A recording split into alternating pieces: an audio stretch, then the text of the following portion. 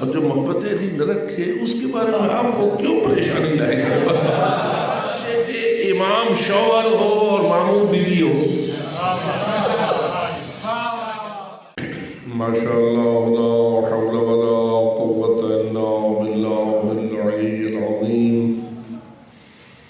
رب اشرح لي صدری ویسر لي امری واحلل عقدۃ من لسانی یفقهوا قولی. اعوذ باللہ من الشیطان اللعین الرجیم. بسم اللہ الرحمن الرحیم.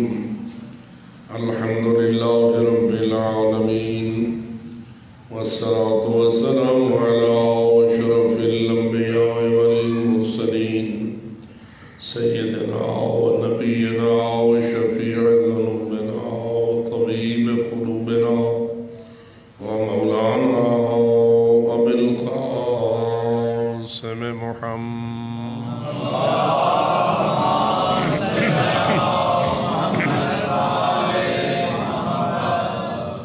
والصلاة والسلام على أهل بيته الطيبين الطاهرين المعصومين الغر الميامين المنتجبين المكرمين الذين قال الله تعالى في شأنهم إنما يريد الله ليذهب عنكم الرجس أهل البيت ويطهركم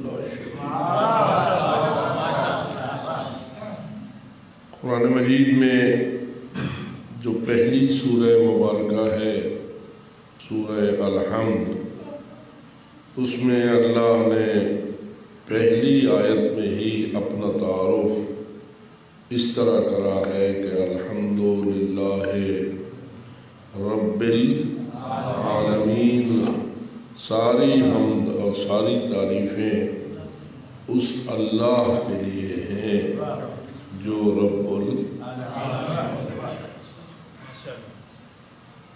اس لیے ہم ممنون ہیں ان ہستیوں کے جنہوں نے ہمیں اس کے رب وحدہ لا شریک ہونے کی معرفت عطا فرمائی ہے اور بتایا ہے کہ اس کائنات کا بنانے والا بھی اللہ ہے اور اس پوری کائنات کا چلانے والا بھی اللہ ہے۔ ایسا نہیں ہے کہ بنایا تو اللہ نے ہو اور پھر اس کے بعد اس نے یہ کائنات، اس کی تقدیریں، اس کے فیصلے، اس کے امور تدبیر کسی اور کے حوالے کر دیے ہوں۔ نہیں، وہ کر تو سکتا ہے لیکن کرتا وہی کچھ ہے جو اس کی حکمت کے مطابق ہوتا ہے۔ اگر میں آپ سے سادہ انداز میں یہ سوال عرض کروں، جسے ہم اپنا اللہ وحدہ لا شریک مانتے ہیں، وہ کچھ کر سکتا ہے یا بہت کچھ کر سکتا ہے یا سب کچھ کر سکتا ہے؟ جی ذرا جو عقیدہ آپ کے قلب میں ہے اس کو دہرائیے، اس لیے کہ اپنے اعتقاد کو اپنی زبان پہ لانا ہی اپنے عقیدے کو مضبوط کرنے کا وسیلہ ہوتا ہے۔ اللہ نے ہمیں اپنے عقائد کو دہرانے کے لیے جو عبادات سکھائی ہیں، ان میں تقریباً ہر جملے میں انسان اپنے اعتقاد کو دہراتا رہتا ہے۔ مثلاً آپ اذان دیتے ہیں، اذان عبادت کا مقدمہ ہے، نماز کا مقدمہ ہے، بڑی فضیلت ہے اس کی، لیکن اذان کا پہلا جملہ کیا ہے؟ اللہ اکبر۔ اب یعنی اللہ آپ سے کہلواتا ہے ایک مرتبہ نہیں، کئی مرتبہ کہو کہ اللہ اکبر ہے۔ مثلاً حضرت زہرا سلام اللہ علیہا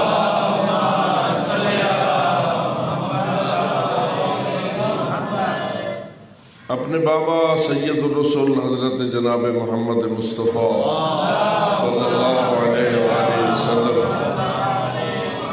کی بارگاہ میں حاضر ہوتی ہیں اور عرض کرتی ہیں کہ بابا، امور خانہ داری میں ذرا دقت ہوتی ہے تو مجھے کوئی ایسی کنیز خاتون نوکرانی دے دیجئے جو میرے گھریلو امور کی انجام دہی میں میرے ساتھ تعاون کرے۔ اور آپ جانتے ہیں کہ ایسا ہوتا رہتا ہے، گھر میں جب بچے ہو جائیں تو خواتین کے لیے کوئی نہ کوئی معاون ضروری ہو جاتا ہے۔ تو بی بی بھی اس زمانے کے دستور کے مطابق ہر گھر میں کنیزیں ہوا کرتی تھیں، اور کنیزیں آیا بھی کرتی تھیں، مال غنیمت آتا تھا، اس میں جہاں دیگر اموال آتے تھے وہاں کنیزیں بھی ہوتی تھیں، اور کنیزیں مدینے میں تقسیم بھی ہوتی تھیں اور لوگ ان کنیزوں سے استفادہ بھی کرتے تھے۔ تو بی بی طاہرہ نے بھی، یعنی حتیٰ خود رسول اکرم کی بھی ام ایمن کنیز تھی، تو اس طرح بی بی طاہرہ نے بھی حضرت سے یہ التماس کیا کہ کوئی ایک کنیز مجھے بھی عنایت کر دی جائے۔ اب عجب ہے، چونکہ مانگنے والی زہرا تھی، اور میں یہ کہہ سکتا ہوں ہر ایک کو اتنا ہی دیا جاتا ہے جتنی اس کی معرفت ہوتی ہے۔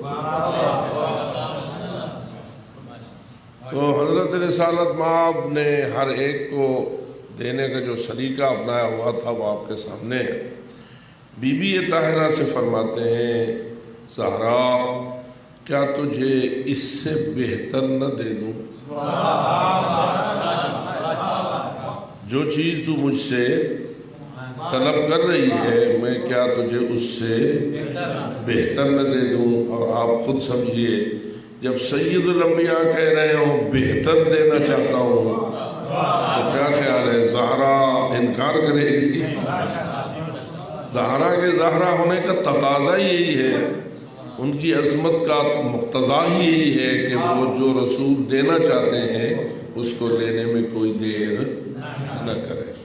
تو رسول اکرم نے فرمایا زہرا پھر میں تجھے جو بہتر دیتا ہوں وہ یہ ہے کہ ہر نماز کے بعد یہ تسبیح پڑھا کرو 34 مرتبہ اللہ اکبر، 33 مرتبہ سبحان اللہ اور 33 مرتبہ الحمدللہ اور 33 مرتبہ سبحان اللہ، 100 مرتبہ یہ تسبیح کیا کرو۔ اب بتائیے ان تینوں جملوں میں اللہ اکبر، الحمدللہ اور سبحان اللہ میں آپ کے عقیدے کو بار بار دہرایا جا رہا ہے یا نہیں؟ جو ایمان آپ کے قلب میں ہے، ویسے تو بندہ کہتا ہے بس میں نے مان لیا تو میرے بات دل میں بیٹھ گئی، عقیدہ وہ ہے جو اندر بیٹھ جائے، راسخ ہو جائے۔ لیکن آپ دیکھ رہے ہیں کہ اللہ بھی اور اللہ کا رسول بھی اور اس کے سارے نمائندے بھی ایسی ترتیب بتا رہے ہیں اور تلقین کر رہے ہیں کہ فقط اندر رہے نہیں، زبان پہ آئے اور فقط ایک مرتبہ نہ آئے، بار بار آئے۔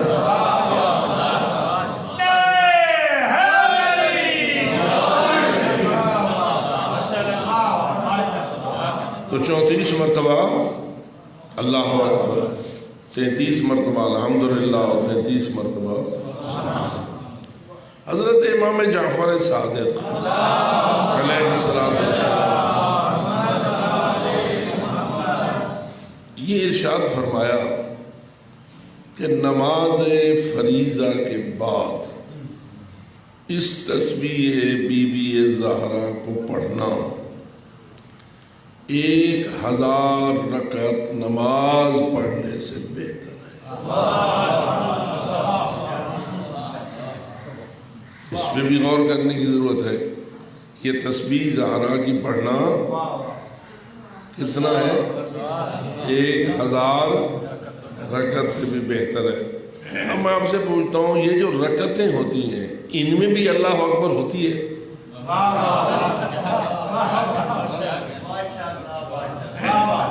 آپ جو 2 رکعت نماز پڑھتے ہیں تو شروع بھی اللہ اکبر سے، ختم بھی اللہ اکبر پر، پھر جو بھی رکن آپ ختم کرتے ہیں اس کے اختتام پہ بھی اللہ اکبر، اگلا شروع کرتے ہیں تو شروع میں بھی اللہ اکبر ہے یا نہیں؟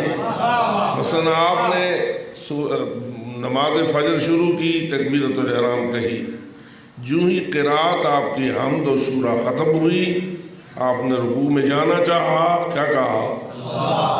اللہ اکبر۔ رکوع سے سر اٹھایا، پھر سجدے میں جانا چاہا تو کیا کہا؟ اللہ اکبر۔ پھر سجدے سے سر اٹھایا تو کیا کہا؟ اللہ اکبر۔ پھر سجدے میں جانا چاہا، اللہ اکبر۔ پھر سجدے سے سر اٹھایا تو اللہ اکبر۔ ذرا دیکھو تو صحیح، پتہ نہیں اس اکبر کو یہ آپ کا اللہ اکبر کہنا کتنا پسند ہے۔ اور کیا اس سے یہ بات سمجھ آ رہی ہے یا نہیں کہ وہ جو اللہ اکبر ہے وہ چاہتا ہے کہ تم مجھے اکبر کہتے رہو، لیکن اللہ اکبر فقط کہو یا اللہ اکبر کو سمجھو بھی صحیح اور مانو بھی صحیح۔ جی فقط زبان سے ہو۔ دیکھیے نا یہ جو آپ کے موبائل ہے کیا یہ بھی اللہ اکبر کہتے ہیں؟ ان میں اذانیں نہیں آتی؟ جی ہوتی ہے نا، خود بخود تو نہیں کہتے، لیکن بالآخر ان میں قرآن کی تلاوت بھی ہے، دعاؤں کی تلاوت بھی ہے، سب کچھ ہے۔ جو بھی آپ اس میں فیٹ کر دیں گے وہ سب کچھ پھر آ جائے گا۔ لیکن مجھے بتائیے اگر یہ تسبیح زہرا یہ موبائل پڑھے اس کو کتنا ثواب ہے؟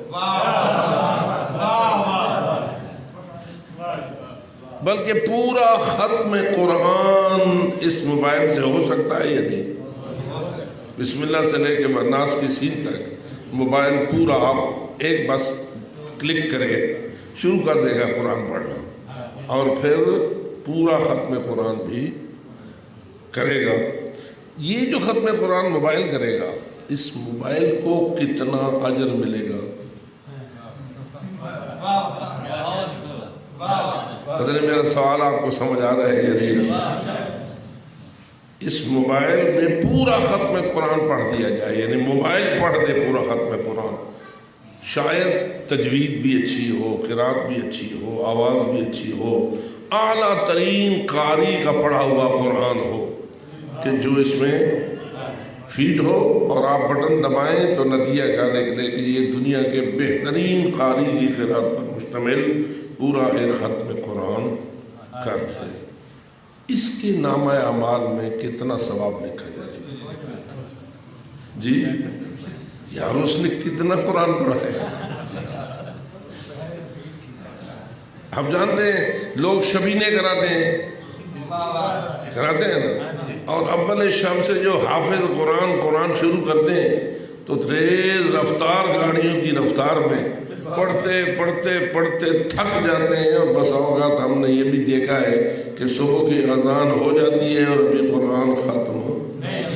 وہ کیوں کراتے ہیں یہ شبینہ؟ ختم قرآن کرواتے ہیں، کیوں کراتے ہیں؟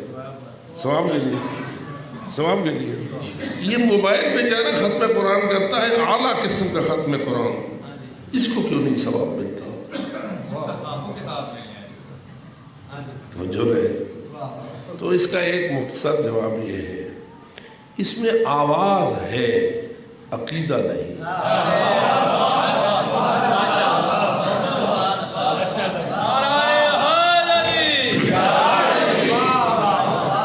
بہترین آواز ہے، بہترین قرات ہے، بہترین تجوید ہے، کوئی اس میں اس قوانین قرات و تجوید کے مطابق کوئی کمی، جہاں مد چاہیے وہاں مد ہے، جہاں شد چاہیے وہاں شد ہے، جہاں لمبی مد چاہیے وہاں لمبی مد ہے، جہاں چھوٹی مد چاہیے چھوٹی مد ہے، جہاں وقف چاہیے وقف ہے، جہاں وصل چاہیے وصل ہے، جہاں غنہ چاہیے غنہ ہے نا۔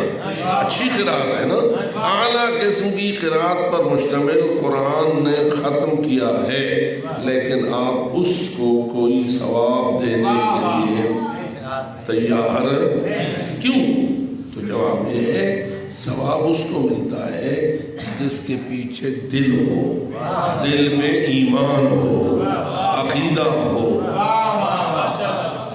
ایمان کیا ہوتا ہے؟ تو جو رہی ہے دل ہو اور دل میں ایمان ہو۔ ایمان کیا ہوتا ہے؟ تو رسول اکرم فرماتے ہیں یا علی حب و ایمان۔ بڑی سادہ کر دیا ہے رسول اکرم نے ایمان کو، کتنا آسان اور سادہ کر دیا ہے رسول اکرم نے کس کو؟ ایمان کو، کہ یا علی تیری محبت ہی تو۔ اچھا، اب ختم قرآن ساری رات ہوتا رہے، پڑھنے والے بڑے بڑے اعلیٰ قسم کے قاری اور حافظ ہوں، لیکن ان میں سے کسی کے دل میں حب علی نہ ہو۔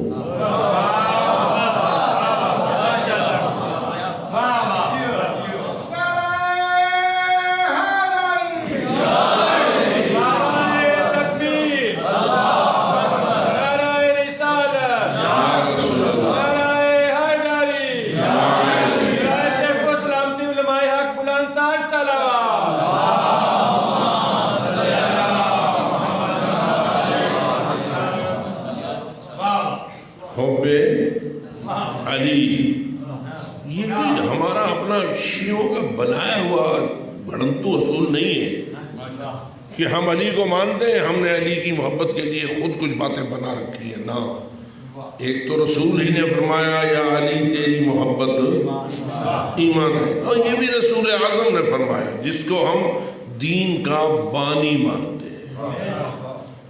آخر ہم دین کہاں سے لیتے ہیں؟ پاک رسول سے۔ اللہ نے کس کو دیا؟ اللہ نے اپنا دین کس کو دیا؟ ہر بندے کو اللہ نے دیا یا فقط رسول کو دیا؟ یعنی پوری کائنات میں سے اللہ نے ایک ہستی کو چنا اس مقصد کے لیے کہ میں اپنا قرآن اور اپنا دین آپ کو دوں گا، آپ کی ذمہ داری ہوگی آپ ہر ایک تک پہنچائیں۔ حالانکہ اللہ ایسا کر سکتا تھا یا نہیں کہ ہر ایک پر آتا دین؟ بولو، جیسے ہمیں خلق کر سکتا ہے ایسے ہی ہمیں اپنا دین ہر ایک کو علیحدہ ہم پر ہی نازل ہو جاتا، کر سکتا تھا یہ؟ جیسے میں نے پہلے آپ سے پوچھا وہ سب کچھ کر سکتا ہے یا نہیں، تو یہ کچھ بھی وہ کر سکتا تھا یا نہیں؟ لیکن اگلا جملہ ذرا جواب طلب ہے، وہ جو سب کچھ کر سکتا ہے کیا وہ سب کچھ کر دیتا ہے؟ ایک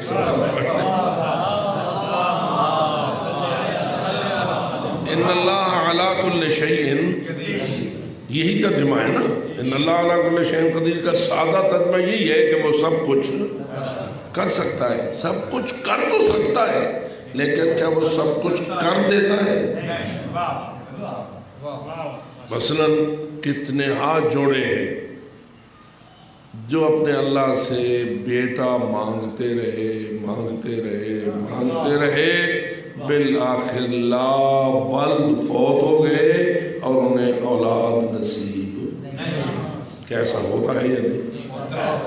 ایسے جوڑے ہوتے ہیں یہ؟ کیا وہ اللہ سے مانگتے نہ تھے؟ کیا وہ منتیں نہیں کرتے تھے؟ کیا وہ منتیں نہیں مانگتے تھے؟ کیا وہ توسل نہیں کرتے ہوں گے؟ خانہ کعبہ کا توسل، روضہ رسول کا توسل، نجف اشرف کا توسل، کربلا معلیٰ کا توسل، سارے جو ماننے والے ہیں وسیلے کو وہ تو وسیلے پر ایمان رکھتے ہیں اور مانگتے رہتے ہیں، شیعہ ہوتے ہیں، مومن ہوتے ہیں، توسل کرتے ہیں، ہر قسم کی کوشش کرتے ہیں، منتیں، منتیں، نیازیں، مجلسیں، سب کچھ کرتے رہتے ہیں، لیکن انہیں بیٹا یا اولاد نصیب کیا وہ دے نہ سکتا تھا؟ جی تو کیوں نہیں دیتا؟ کیا وہ سخی نہیں؟ جی کیا وہ کریم نہیں؟ کیا وہ جواد نہیں؟ وہ تو بابا ایسا سخی ہے کہ اس نے علی جیسے سخی خلق کیے ہیں۔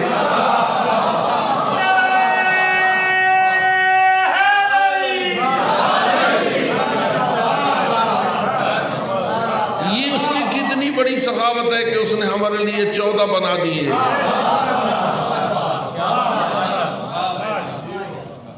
تو وہ تو سخیوں کا سخی ہے، اجود الاجودین ہے، اسخل الاسخیاء ہے، اکرم الاکرمین، ارحم الراحمین ہے نا یہ سب۔ لیکن یہ سوچ تو صحیح کہ یہ بیچارے مانگتے رہے نہیں دیتا،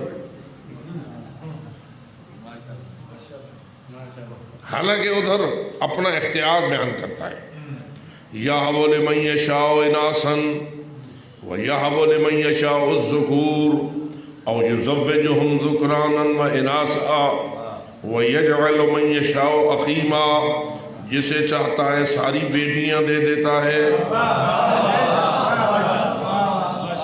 جسے چاہتا ہے سارے بیٹے دے دیتا ہے، جسے چاہتا ہے ملی جلی اولاد کچھ بیٹے اور کچھ بیٹیاں دے دیتا ہے، وَيَجْعَلُ مَن يَشَاءُ عَقِيمًا، اور جسے چاہتا ہے بالکل کچھ نہیں دیتا۔ یہ چاروں قسمیں، بیٹیاں، ساری بیٹیاں، سارے بیٹے، کچھ بیٹیاں کچھ بیٹے اور کچھ نہ دے، چار قسمیں ہو گئی ہیں۔ یہ چاروں کس کے اختیار میں؟ جی ذرا تھوڑا سا یہ باتیں دہرایا کرو، اس لیے کہ آج کل بڑا خطرہ لاحق ہے۔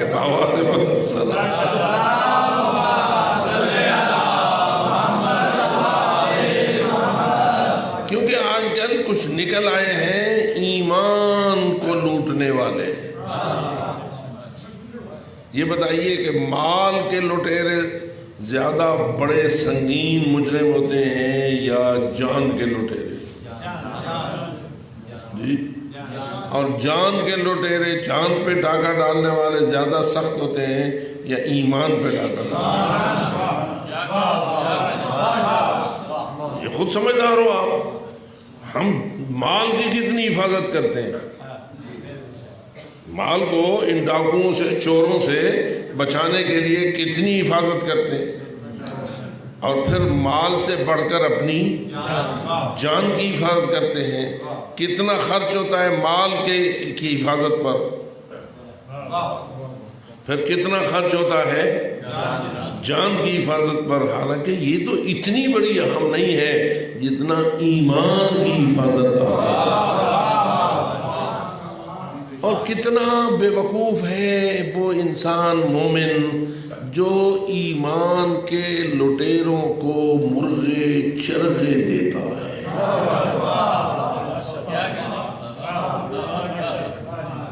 ان کو بڑی عزت افزائی کرتا ہے، بڑے بڑے اشتہار چھاپتا ہے، ان کے بڑے اونچے نام چھاپتا ہے، پھر ان کو بلاتا ہے، پھر ان کی خدمت کرتا ہے، بہترین مہمانی، بہترین بستر، بہترین رہائش گاہ، اور جب چاہتے ہیں تو ان کو موٹے موٹے لفافے بھی دیتا ہے، حالانکہ ان کا کام ہے ایمان پہ ڈاکہ ڈالنا۔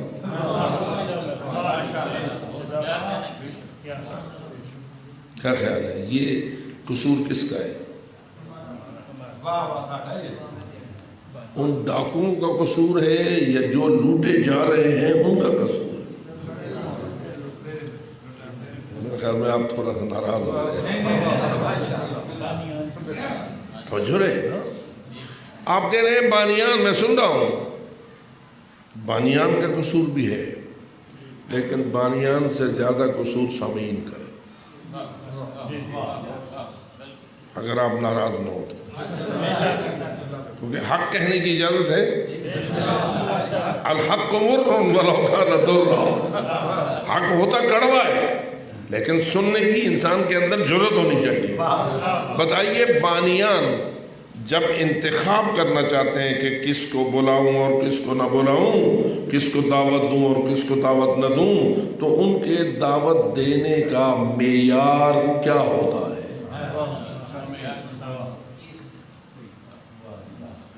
کس کو بلانا زیادہ پسند کرتے ہیں؟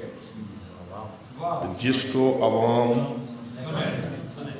نہ فقط سنے بلکہ اسے واہ واہ کریں، جس کے لیے اچھل اچھل کے نعرے لگائیں، جس کے اوپر کثیر مجمع آئے۔ قبلہ صاحب فرما رہے تھے جی فقط نمائندہ اجلاس ہوگا، میں نے کہا میں روزانہ ہی نمائندہ اجلاس ہوگا۔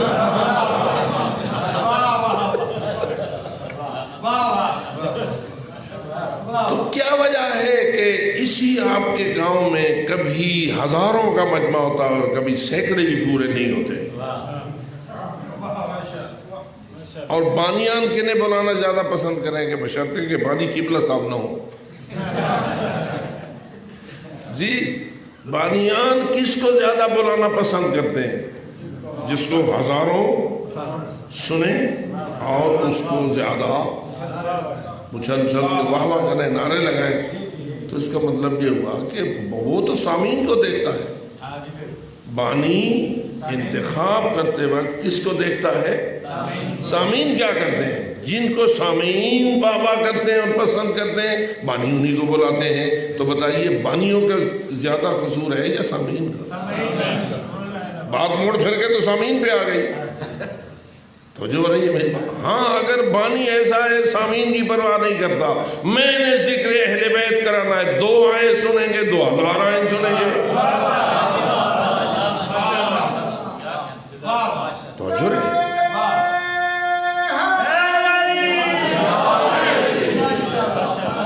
اگر آپ توجہ رہیں تو ذرا سنیے، مجلس کے ہونے کے لیے کم از کم کتنے سامعین ضروری ہے کہ مجلس قرار پا جائے، اللہ اسے مجلس قرار دے؟ ایک سلوات پڑھ لو۔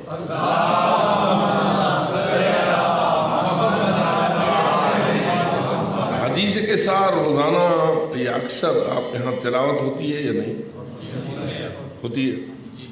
اس حدیث قصہ کے آخری حصے پہ ذرا غور کیجیے.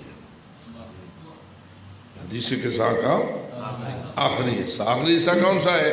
وہ یہ ہے کہ جب آیت تطہیر آ گئی اور جبریل امین آیت تطہیر لے آئے اور حضور اکرم کو وہ آیت تطہیر دے دی گئی اور آیت تطہیر قرآن مجید کا حصہ بن گئی.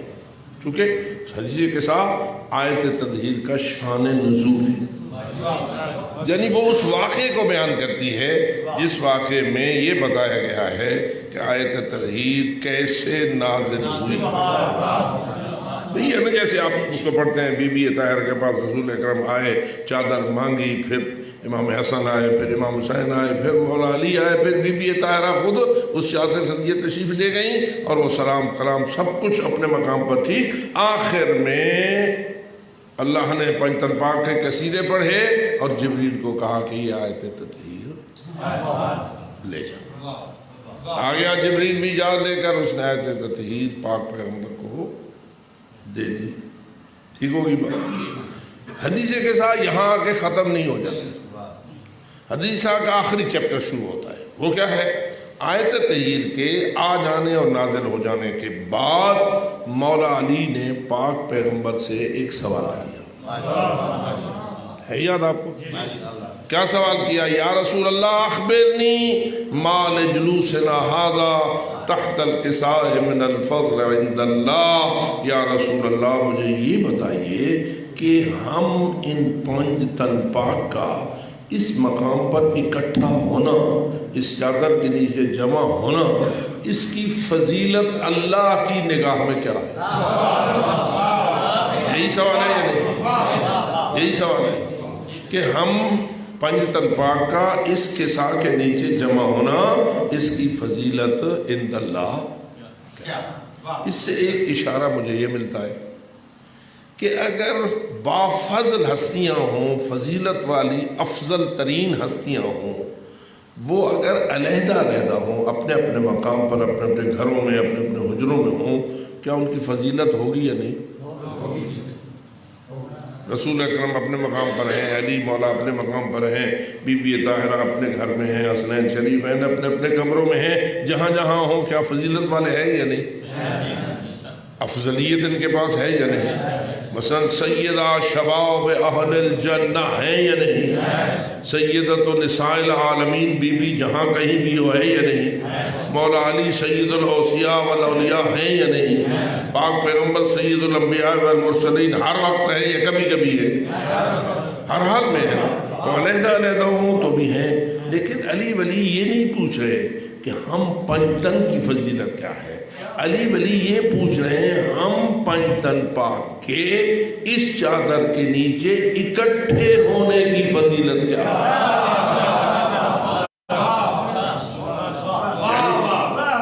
تھوڑا سا بات کو سمجھنا ہوتا ہے.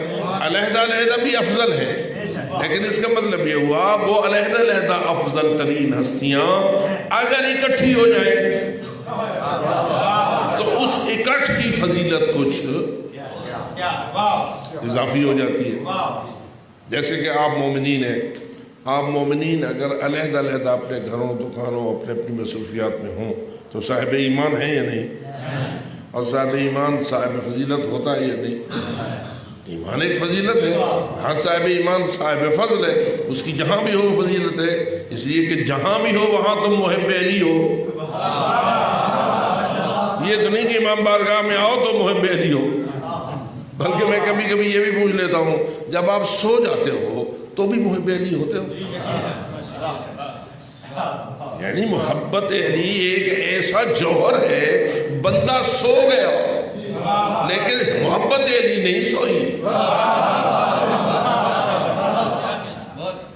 توجہ ہو رہی ہے نا؟ خوب، آپ ہر جگہ ہیں، صاحب ایمان ہے، صاحب فضل ہے، آپ کی فضیلت ہے. لیکن یہ مجلس کیوں افضل ہے کہ اس مجلس میں آپ صاحب فضل اکٹھے ہو جاتے ہیں. جیسا کہ مولا علی پوچھ رہے ہیں کہ یا رسول اللہ ہم 5 تن پاک کا اس قصہ کے نیچے اکٹھا ہونا، اس کی فضیلت اللہ کی بارگاہ میں کیا؟ یہی سوال تھا یا نہیں؟ اب رسول اکرم جواب دیتے ہیں اور بڑا پر لطف اور بلیغ جواب ہے، مجھے قسم اس ذات کی جس نے نبوت کے لیے چنا، قسم اس اللہ کی جس نے مجھے رسالت کا منصب عطا فرمایا۔ تو پوچھتا ہے کہ فضیلت کیا ہے؟ تو سنو، اب ذرا فضیلت سنو۔ رسول پاک چاہتے تو یہ بھی فرما سکتے تھے حج میں اتنے سارے حاجی اکٹھے ہوتے ہیں، اس حج کی فضیلت سے اس کی فضیلت، ہم 5 تن کی فضیلت زیادہ ہے، کہہ سکتے تھے یا نہیں؟ لیکن رسول اکرم نے اس قسم کے کسی اکٹھ کے مقابلے میں اپنے اکٹھے ہونے کو بیان نہیں کیا۔ کیا فرماتے؟ یا علی، قیامت تک اللہ کی زمین پر جب بھی کبھی ہمارے محب اور ہمارے شیعہ ہمارے ذکر کے لیے جمع ہوں گے،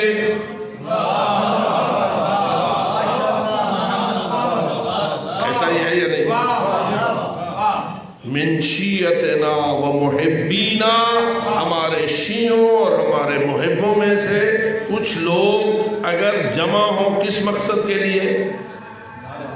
ہم 5 تن کے ذکر کے لیے، تو فضیلت یہ ہے کہ نزلت علیہم الرحمہ وحفت بہم الملائکہ واستغفرت لہم لا یتفرقوا، ان کے اوپر اللہ کی رحمت نازل ہوتی رہے گی، ملائکہ رحمت انہیں گھیر لیں گے۔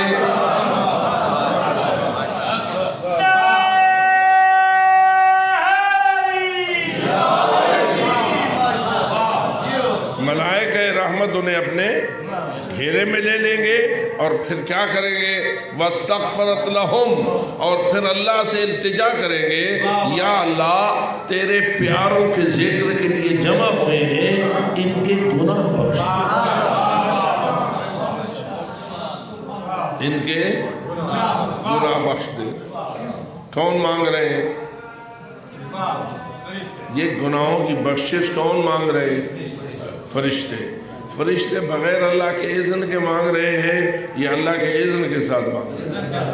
کیونکہ فرشتے تو بغیر اللہ کی اذن اور اجازت کے کوئی کام، یفعلون ما یؤمرون، یفعلون لا یسبقونہ بالقول ویفعلون ما یؤمرون، وہی کچھ کرتے ہیں جن کا انہیں اللہ امر دیتا ہے، وہ امر الہی سے ہٹ کے کوئی کام کرنے والے یا کوئی زبان سے جملہ بولنے والی مخلوق وہی کرتے ہیں جو اللہ کا حکم ہوتا ہے۔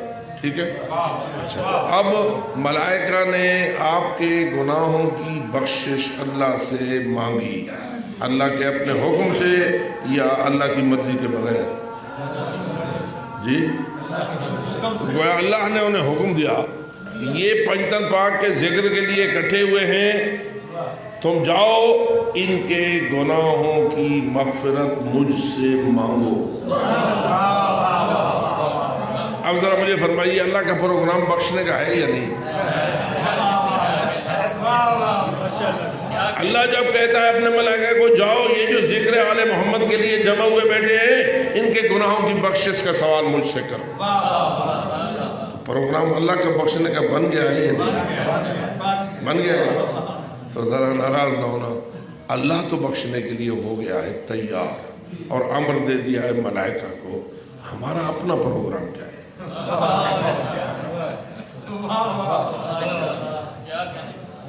یہ بھی اپنا پروگرام بھی کچھ ساتھ شامل ہونا چاہیے، یا بس اللہ کا حکم یہ ہوگا ان کو کہہ دو تم گناہ کرتے جاؤ میں بخشتا جاؤں گا؟ اس کو کہتے ہیں ایسا ہوتا ہے؟ نہیں، اس کا مطلب یہ ہوا کہ اللہ ملائکہ کو یہ کہنا چاہتا ہے کہ یہ اپنے گناہوں کی بخشش مجھ سے مانگیں گے اور میں ان کو بخش دوں گا، بشرطے کہ یہ وعدہ کریں کہ میں آئندہ یہ گناہ نہیں کروں گا۔ یہ تو بڑی عقل مندانہ بات ہے، بڑی سمجھ آنے والی بات ہے۔ خدا نہ کرے کسی کا بیٹا نافرمان اور باپ کی توہین کرتا ہو اور باپ اسے کہے ایک اس کو سفارشی آئے، کوئی شفیع آئے اور وہ اس بیٹے کی طرف سے بھی بیٹے کو معاف کر دو، آپ کی گستاخی کرتا ہے آپ اس کو معاف کر دو، اور باپ کہے ٹھیک ہے میں بخشنے کے لیے تیار ہوں، لیکن اس گستاخ کو کہو یہ وعدہ تو کرے پھر میری گستاخی نہیں کرے گا۔ کیا باپ کو یہ حق حاصل ہے یا نہیں ہے؟ اور اگر بیٹا صاحب کہے تو پچھلی گستاخیاں باختے، آئندہ کا میں وعدہ نہیں کرتا، بولو اب یہ بندہ معافی کے لائق ہے؟ یہ بیٹا جو کہہ رہا ہے اپنے سفارشی کو کہ ابا جی کو کہہ دو پچھلی میری سب گستاخیاں معاف کر دے، آئندہ میں گستاخی نہ کرنے کا وعدہ نہیں کرتا۔ آپ بھی ماشاءاللہ کئی باپ بیٹھے ہیں، صفحہ انگلیش بیٹھے ہیں، اگر خدا نہ خواستہ کسی صفحہ انگلیش باپ کو ایسا گستاخ بیٹا نصیب ہو جائے تو کیا وہ باپ اسے یوں ہر روز بخشتا رہے گا؟ یا یہ شرط اس کی لازمی ہے کہ اس کو کہو آئندہ گستاخی نہ کرنے کا وعدہ کرے تو ٹھیک ہے میں گزشتہ گستاخیاں تو معاف کرتا ہوں۔ تو یہی بات رب العزت کی بھی ہے کہ رب فرماتا ہے تو آئندہ اس گناہ کو نہ کرنے کا سچا وعدہ کر، میں تجھے بخشنے کے لیے، ہمیں پنجتن پاک کے صدقے بخشنے کے لیے تیار۔ تو میرے دوستو میں پھر یہ بھی دہرا دوں، وہ جو اللہ نے ملائکہ کو کہا کہ ان کے گناہوں کی معافی مانگو، بخشش مانگو، کیا مناسب نہ تھا کہ اللہ کہتا ان ذکر اہل بیت کے اکٹھے ہونے والوں کے لیے مجھ سے 1-1 لاکھ ڈالر مانگو؟ کیا خیال ہے؟ فرشتے آپ کے لیے اللہ سے 1-1 لاکھ ڈالر مانگتے، وہ بہترین دعا تھی یا گناہوں کی بخشش مانگتے ہیں یہ بہترین؟ سوچنے کی بات ہے نا، سمجھنے کی بات ہے۔ کئی بندے ہیں وہ بیچارے ان چیزوں کو کچھ نہیں سمجھتے، ہر وقت مال و دنیا اور ڈالروں کے پیچھے لگے ہوئے ہیں۔ میرے دوست یہ ڈالر ٹرمپ کے پاس زیادہ ہے، لیکن ابھی آج مر جائے تو کہاں جائے گا جی؟ جہنم جائے گا یا جنت جائے گا؟ یہ ٹرمپ کے بارے میں میرے خیال میں آپ کو کچھ شک پڑ رہا ہے، جائے گا جہنم یا نہیں؟ کیونکہ ولایت علی رکھتا ہے جی، محبت علی رکھتا ہے، اور جو محبت علی نہ رکھے اس کے بارے میں آپ کو کیوں پریشانی لائے گا؟ تو عزیزان من ذرا غور کیجئے، اللہ نے کہا وَاسْتَغْفَرَتْ لَهُمْ، ان کے بخشش کی دعا مانگو، کیوں کہ ان کے لیے سب سے بہترین دعا بخشش ہے۔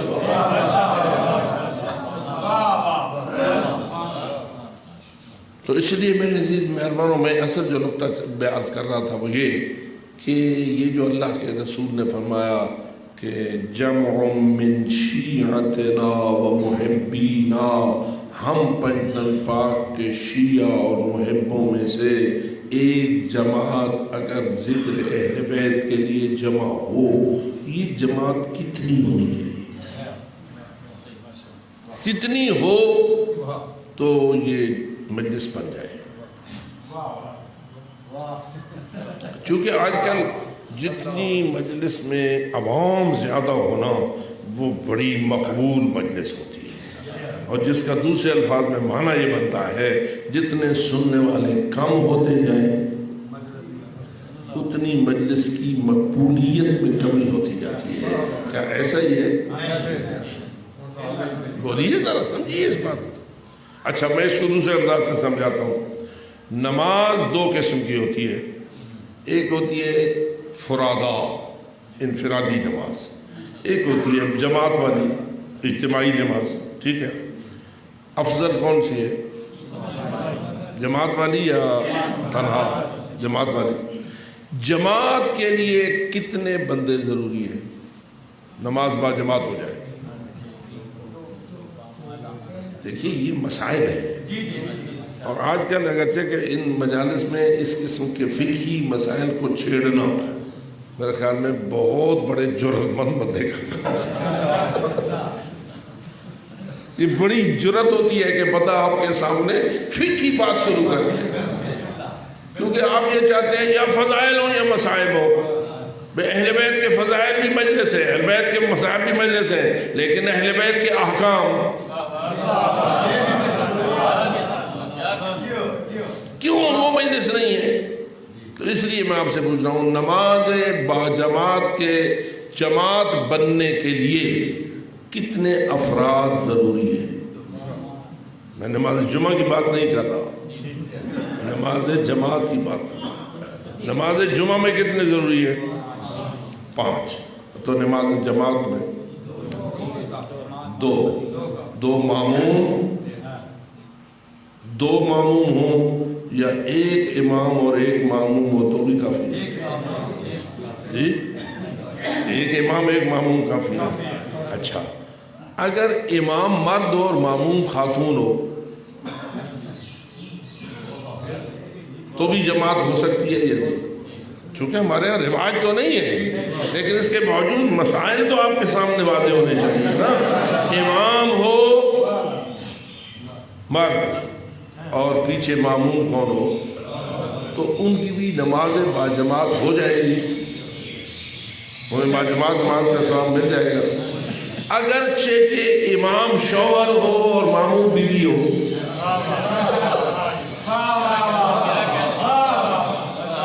پتہ نہیں بات سمجھ آئی ہے یا نہیں؟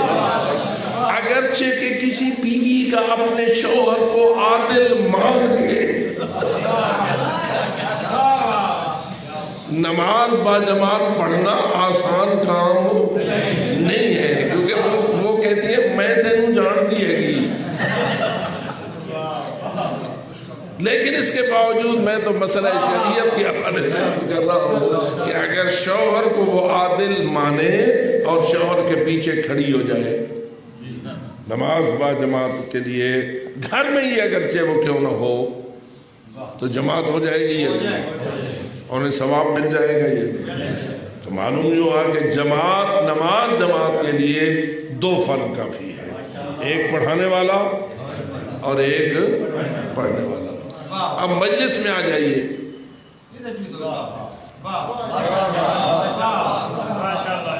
مجلس کے متعلق بھی ذرا مجھے تھوڑا سا قانون تو بتا دو نا اپنی شریعت کا۔ اتنی بڑی فضیلت جو ہے کہ نزلت علیہم الرحمہ، محفت بہم ملائکہ، رحمت نازل ہوتی ہے اور ملائکہ استغفار کے لیے آ کے گھیراؤ کر لیتے ہیں۔ اتنی بڑی، انہی طرح غور تو کرو، کون اترتے ہیں، کس پر اترتے ہیں؟ ملائکہ کی اصل آبادیاں کہاں ہیں؟ ملائکہ آسمان میں بسنے والی مخلوق ہے یا زمین میں بسنے والی مخلوق؟ جی، آسمان میں بسنے والی ہے نا۔ اب جب آئیں گے تو آسمان سے اتریں گے نا، اور کہاں اتریں گے؟ زمین کے کسی خطے پر نہ، جہاں یہ ذکر اہل بیت والے جمع ہوئے ہوں گے۔ تو مجھے ذرا بتا، جب وہ آسمانوں سے زمین پہ آئیں گے تو ان کا درجہ بڑھے گا یا گھٹے گا؟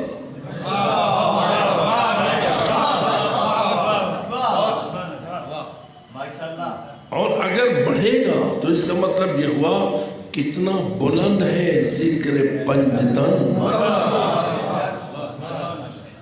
کتنا بلند ہے ذکر اہل بیت رسول، کہ آسمان والوں کو معراج ہوتا ہے زمین پر آنا۔ نواز بلند صلوات۔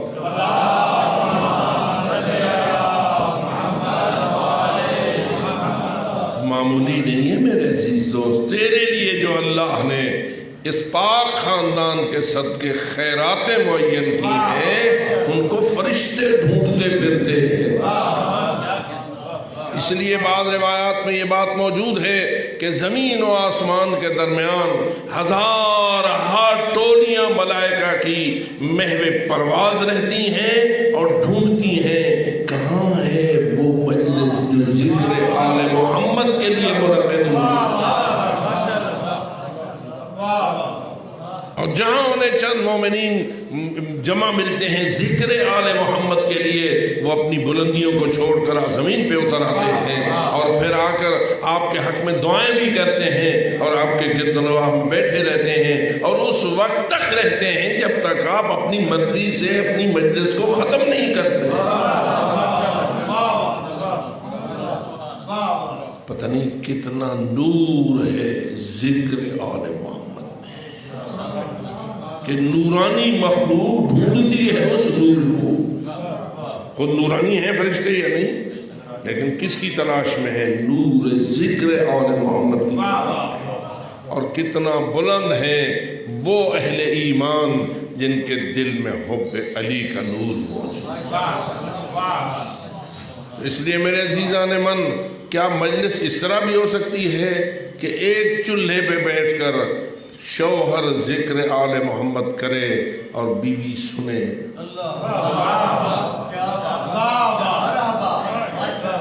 کیا خیال ہے؟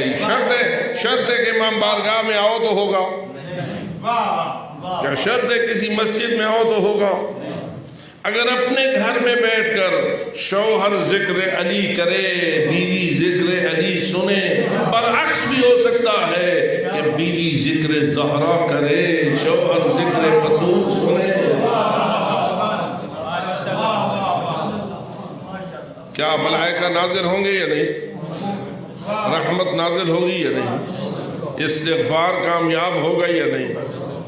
اور پھر آگے رسول فرماتے ہیں اگر ایسی محفل میں کوئی حاجت مند ہوگا تو اس کی حاجت پوری ہوگی، اگر کوئی صاحب مشکل ہوگا تو اس کی مشکل آسان ہوگی۔ اور اس وقت علی ابن ابی طالب بول اٹھتے ہیں، یا مولا رسول اللہ، جب اتنی بڑی خیرات ہے ہمارے ذکر کے لیے تو ہمارے شیعہ کامیاب۔ شیعہ کون ہوتے ہیں؟ جو ذکر آل محمد سے محبت رکھتے ہیں، جو ذکر آل محمد سے، لیکن کیا وہ ذکر ایسا ہے کہ ذکر کر دو عمل نہ کرو؟ اب اس کو بھی تو تھوڑا سا سوچنا چاہیے نا کہ ذکر علی علی کرتے رہو، علی علی 1000 بار علی علی کرو، نعرے علی علی لگاؤ، لیکن ساتھ علی کی جو تابعداری ہے وہ ذرا بھی نہ ہو۔ یہ جس طرح کے بعض لوگوں نے اس قسم کے خیالات کو پھیلانا شروع کر دیا ہے، مجلس ہو رہی ہو، نماز کا وقت ہو جائے، نماز کی کوئی پرواہ نہ کرو۔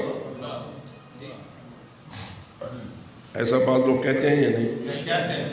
میں پوچھتا ہوں، خود مولا علی مجلس پڑھ رہے ہو، رسول اکرم کیا مجلس سے پڑھتے تھے یا نہیں؟ بولو، رسول اکرم مجلس سے پڑھتے تھے یا نہیں؟ کیا رسول اکرم فضائل علی والی مجلس سے پڑھتے تھے؟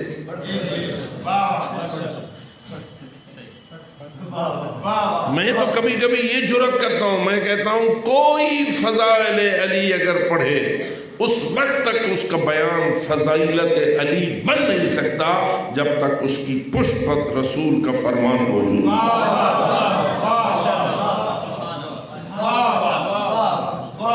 بلکہ اس کائنات میں سب سے عظیم اور اعظم اور اکبر فضائل خان آل محمد کا نام ہے محمد مصطفیٰ صلی اللہ علیہ وسلم۔ اور حق یہ ہے اس لیے کہ کون سمجھے کہ آل محمد کی فضیلت کیا ہے، سمجھے تو رسول سمجھے نا۔ مثلا علی کی عظمت کو کون سمجھے؟ شاعر سمجھیں، ذاکر سمجھیں، مولوی اور مقرر سمجھیں نہ، اصل علی کی عظمت کا ادراک کر سکتا ہے تو زہرا کا بابا ادراک کر سکتا ہے۔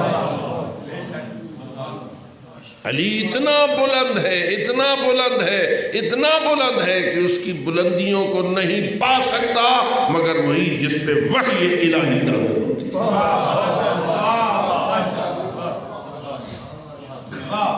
تو اس کا مطلب یہ ہوا کہ اصل فضیلتیں جانتا کون ہے علی کی؟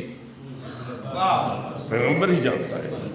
بس پیغمبر نے کیا فضیلتیں علی کی بیان کی یا ہمارے ذمہ لگا دی؟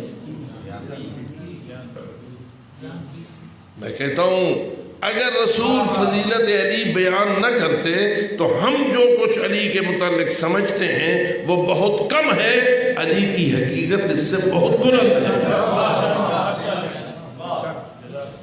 اور اگر رسول اکرم ہمیں نہ بتائیں تو ہم کیسے سمجھیں کہ علی کیا ہے؟ یہ رسول ہیں کہ جنہوں نے ہمیں بڑے سادہ اور مختصر الفاظ میں علی کی عظمت کو سمجھانے کے لیے فرما دیا القرآن مع علی وعلی مع القرآن۔ قرآن علی کے ساتھ اور علی کتنے فیصد؟ جی یہ 100% لوگوں نے سمجھا؟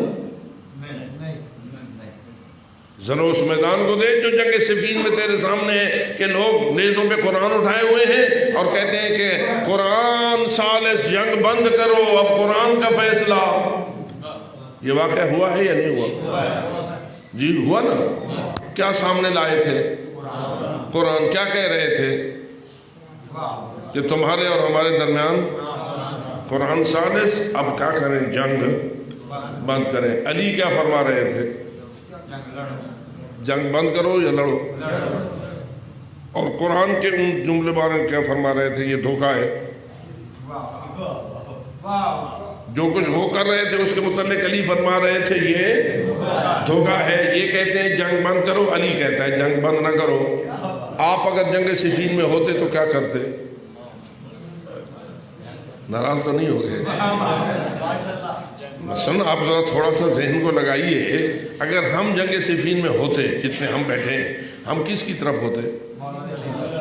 جو مولا علی کی طرف ہوتا، نعرہ حیدری،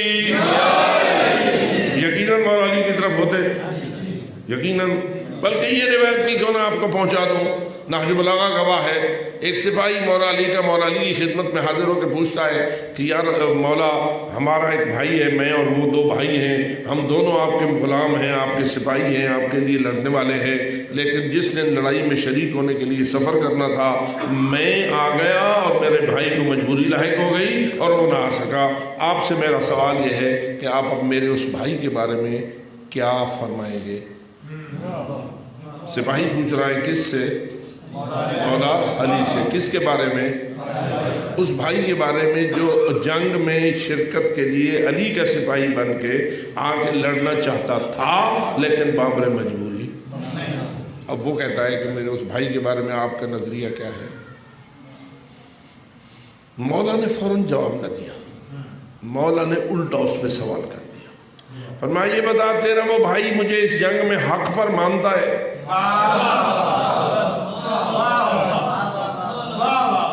جو رہی ہے تیرا وہ بھائی مجھے اس جنگ میں حق پر مانتا ہے؟ بس ایک اس نے عرض کیا مولا وہ تو جان دینے کے لیے آنا چاہتا تھا، وہ تو آپ کا سپاہی بن کے لڑنا چاہتا تھا، بامر مجبوری نہیں آ سکا، یقیناً آپ کو حق پر مانتا ہے۔ جب اس نے یہ مان لیا کہ وہ حق پر مانتا ہے، اب مولا نے اصلی جواب دیا، فرمایا نہ فقط تیرا وہ بھائی بلکہ بہت سارے ایسے ہیں جو اپنی ماؤں کے پیٹ میں ہیں اور بہت سارے ایسے ہیں جو اپنی آباء و اجداد کی سلبوں میں ہیں، جب اس زمین پر آئیں گے جو بھی مجھے حق پر مانے گا وہ ایسے ہی ہے جیسے آج اس جنگ میں میرے ساتھ۔ اب تو آپ جنگیں یا رسول اللہ، میرے خیال میں اب اللہم اب تو آپ جنگ صفین میں تھے جی، اس حدیث کے سائے تلے جتنا بھی بیٹھے ہو سارے جنگ صفین میں مولا کو حق پر مانتے ہو یا نہیں؟ تو مولا کے فرمان مطابق آپ اس وقت جنگ صفین میں موجود تھے تو کس کے ساتھ دے رہے تھے؟ مولا علی کا۔ اب آپ کا امتحان شروع ہو گیا کہ سامنے والے قرآن اٹھا کر آگے اور کہنے لگے کہ قرآن ثالث جنگ بند، جنگ کو بند کرو، اب تمہارے اور ہمارے درمیان فیصلہ کس کا؟ قرآن کا۔ علی کیا کہہ رہے ہیں؟ جنگ لڑو۔ آپ لڑتے یا بند کرتے؟ جی لڑتے تو سامنے تو قرآن ہے، ہاں ذرا اتنی جلدی فیصلے کر دیتے ہو، تھوڑا سا اس کو بھی تو استعمال کرو نا۔ یہ جو فکر ہے نا، یہ سب سے اہم ترین تحفہ الہی ہے۔ افلا یتدبرون فی القرآن ام علی قلوب اقفالها، کیا یہ لوگ اللہ کے قرآن میں فکر نہیں کرتے؟ کیا ان کے دلوں کو تالے ہیں؟ تو فقط کان استعمال کرنے کا نام مجلس نہیں، فکر استعمال کرنے کا نام مجلس۔ جبکہ تیرے بہت سارے پڑھنے والے کہتے ہیں سوچ نہیں من، کہتے ہیں یا نہیں کہتے؟ جبکہ قرآن کہتا ہے پہلے سوچ، کہ تیری سوچ کی وجہ سے تیرے تالے کھلتے ہیں۔ اور میں کہا کرتا ہوں سب سے بڑی خیرات امام حسین کی کربلا سے ہمیں یہ ملی ہے کہ اس نے ہمیں ایک ایسی مجلس عطا کی ہے کہ جس مجلس میں تالے کھل جاتے ہیں۔ تو اس لیے سوچیے، فکر کیجئے، سامنے وہ لوگ اٹھائے ہوئے ہیں قرآن، اعلان کر رہے ہیں کہ قرآن ثالث، فیصلہ قرآن کا، ادھر سے علی فرما رہے ہیں کہ قرآن آپ جنگ بند نہ کیجئے، جاری رکھیے۔ اب ہم سے سوال اگر کوئی کرتا ہے آپ لڑیں گے تو کس سے؟ سامنے کیا ہے؟ پھر میں اب کتنے چپ ہو گئے، کتنے خاموش ہو گئے؟ میں غلط کہہ رہا ہوں؟ آپ جو کہہ رہے ہیں ہم جنگ کو جاری رکھیں گے، تو ان میں آگے کیا اٹھائے ہوئے ہیں؟ تو آپ کی جنگ کس سے ہو گئی؟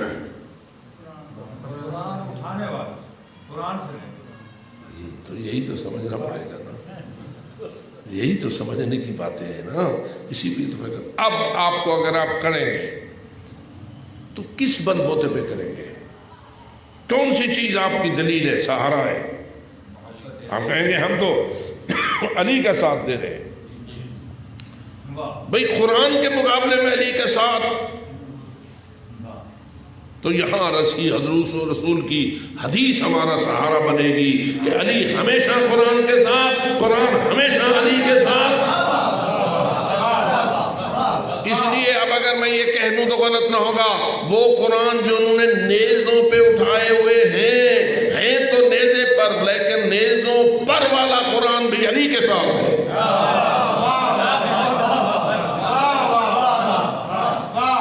ہے ان کے نیزوں پر، لیکن ساتھ کس کے؟ علی کے ہے۔ کیوں؟ رسول نے فرمایا۔ بلکہ میں آگے بڑھتا ہوں، اگر کسی کے سینے میں قرآن ہو، کوئی حافظ قرآن ہو، لیکن بغض علی رکھتا ہو، اب آپ ہی فیصلہ کیجئے، سینے میں اس کے قرآن ہے، روز قرآن کا حفظ ہے اور پڑھتا ہے، لیکن ساتھ بغض علی ہے، تو جو اس کے سینے میں قرآن ہے وہ اس پہ لعنت کرتا ہے، اس لیے کہ بغض علی۔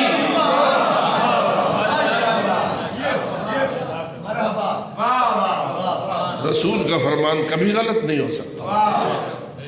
قرآن جہاں بھی ہو علی کے ساتھ، علی جہاں بھی ہو۔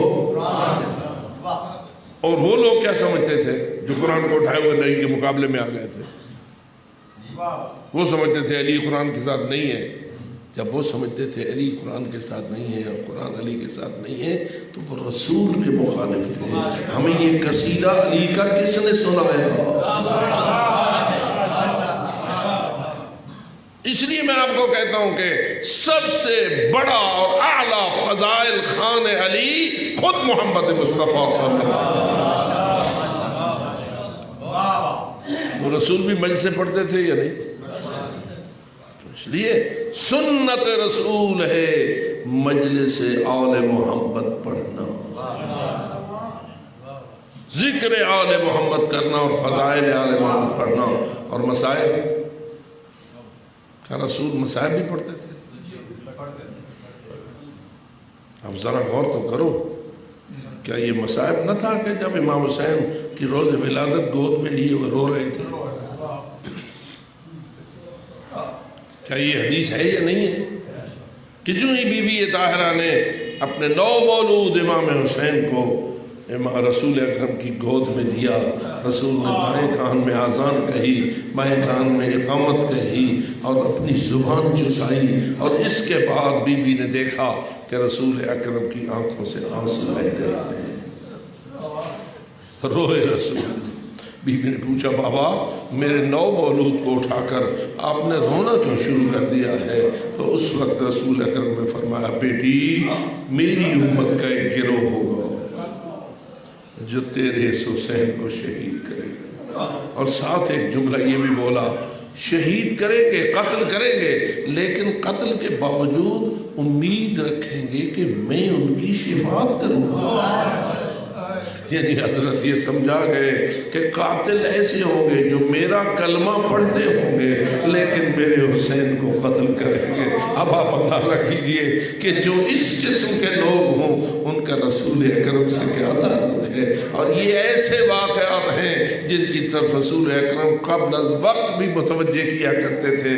چنانچہ آج کے موضوع کے مطابق یہ روایت عرض کر دوں، حضرت جناب رسالت مآب اپنی زندگی میں جب زہرا کو دیکھتے تھے تو رونا شروع کرتے تھے، بالخصوص ان ایام میں کہ جن میں آپ صاحب فراش تھے، چونکہ آخری ایام میں رسول کو شخص بیمار رہے، صاحب فراش رہے.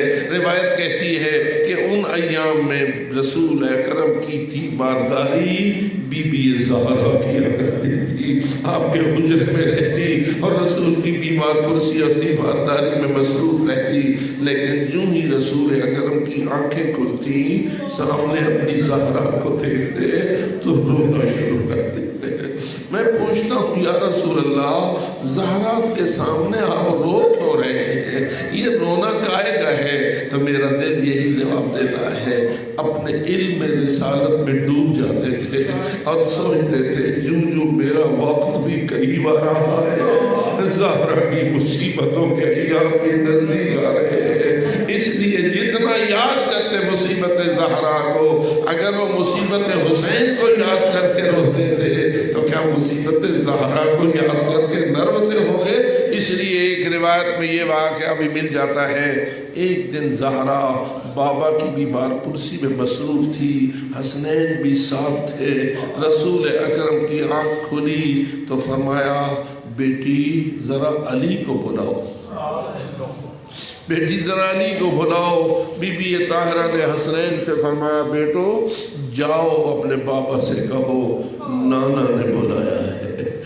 تھوڑی دیر نہ گزری حسنین مولا علی کو بلا کے لے آئے. مولا علی آئے، حجرے میں داخل ہوئے. جو ہی رسول اکرم نے دیکھا تو فرمایا جو کوئی غیر موجود ہے میرے حجرے سے باہر چلا جائے. جتنے بھی پنجتن پاک کے علاوہ غیر موجود تھے سارے حجرے سے باہر چلے گئے. حجرہ خالی ہو گیا، پنجتن پاک تھے اور حجرہ تھا. اس وقت رسول اکرم نے کیا کیا؟ زہرا کا ہاتھ پکڑا، اپنے سینے پہ رکھا اور رونا شروع کر دیا. زہرا کا ہاتھ سینے پر تھا، رسول اکرم رو رہے تھے.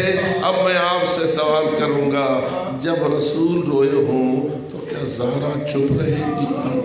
جب زہرا روئی ہو تو کیا علی چپ رہے گے؟ جب علی رو رہے ہو تو کیا حسنین چپ رہیں گے؟ معلوم ہوا پنجتن پاک کا گریہ جاری تھا اور رسول اکرم اس منزل میں تھے. پہلا اقدام رسول اعظم نے یہی کیا، زہرا کے ہاتھ کو سینے پہ رکھا، روتے رہے. اس کے بعد علی کے ہاتھ کو پکڑا، دوسرے ہاتھ میں علی کا ہاتھ پکڑ کے سینے پہ رکھا اور مزید رونا شروع ہو گئے. اب تو مولا کے سینے پر علی کا ہاتھ بھی ہے، زہرا کا ہاتھ بھی ہے. پنجتن پاک گریہ کر رہے ہیں اور رو رہے ہیں. تیسرا اقدام پیغمبر اکرم نے یہ کیا کہ زہرا کا ہاتھ پکڑا، علی کے ہاتھ پہ رکھا اور فرمایا یا علی یہ میری امانت ہے، یا علی یہ میری امانت ہے. اب آپ خود ہی سمجھیے پیغمبر اکرم کیا اقدامات کر رہے ہیں. زہرا کا ہاتھ پکڑ کر مولا علی کے ہاتھ میں دے کر زہرا کے امانت ہونے کا تذکرہ کر رہے ہیں. یعنی گویا اشارہ کر رہے ہیں یا علی وہ قریب آ رہا ہے، میں اس دنیا سے جانے والا ہوں، میری زہرا کو دکھایا جائے گا، یعنی میری امانت کا خیال کرنا۔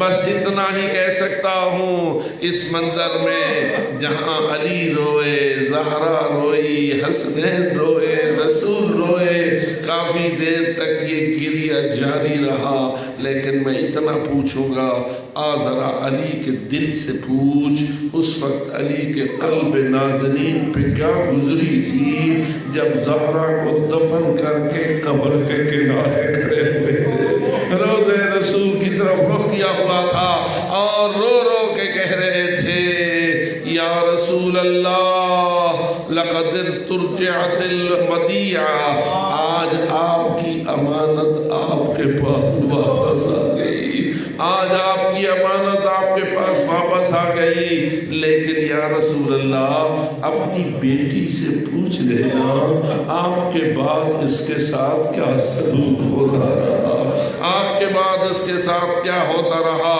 میں کہوں گا بس اتنا ہی کافی ہے کہ زہرا کی آواز آتی تھی، صبت علی مصائب لو انہا صبت علی الایام سر لیالیا، بابا مجھ پہ مصائب کے ایسے پہاڑ توڑے جا رہے ہیں، اگر سفید دنوں پہ آتے تو سیاہ راتوں میں بدل جاتے، یعنی دن اپنی روشنی کھو بیٹھتے اور سیاہی میں بدل جاتے۔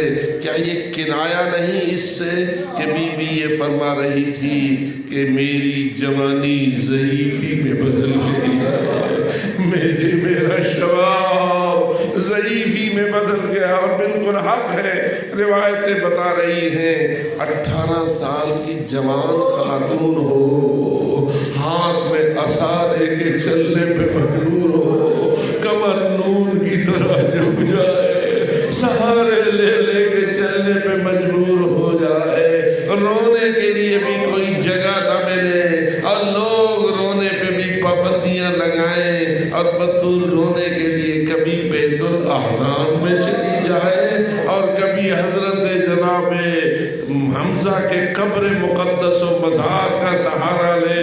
راوی ایک بیان کرتا ہے کہ میں غروب آفتاب کا وقت تھا، میں مزار حضرت حمزہ کے پاس کہیں گیا ہوا تھا، وہاں میں نے دیکھا ایک سیاہ پوش خاتون ہے، مزار حضرت حمزہ ہے، ایک سیاہ برقع والی بی بی ہے۔ میں سوچنے لگا اب تو غروب ہونے کو ہے، اور یہ کون بی بی ہے جو اتنی دور مدینے سے نکل آئی ہے۔ میں چند قدم آگے بڑھا تو میں نے دیکھا کہ اس بی بی کے پاس 2 چھوٹے بچے بھی تھے۔